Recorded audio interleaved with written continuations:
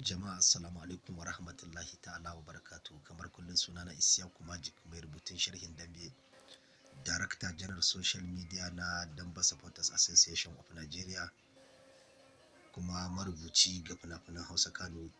Kowa ya san wani lokacin na kan yi ɗan ƙaramin bidiyo bai wuce minti ɗaya ba ko minti biyu. To yau zan yi ne akan duniya.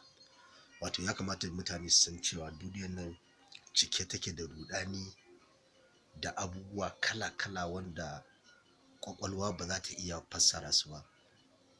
Zamantakewa da mu'amala ta jama'a shine kada ka sake ka ce dole sai kowa ya ƙaunace ka. Kada ka sake ka ce mutane ba za su yi maka hassada ko ƙyashi ba. Amma abin da nake so kowa da kowa ya fahimta shine ita duniyar nan cike take da ruɗani da ƙazanta kala-kala. Kai abin da za ka yi shine na farko duk mu'amalar da za ka yi ta cikin gaskiya, ka riƙe amana, kar ka ƙyamaci wani, kar ka yi wani hassada, kar ka yi wa kowa wani bita da ƙulle a al'amuransa na duniya.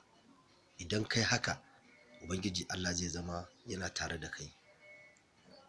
Kuma ina baka shawara da ni kaina, na farko mu ji tsoron Allah.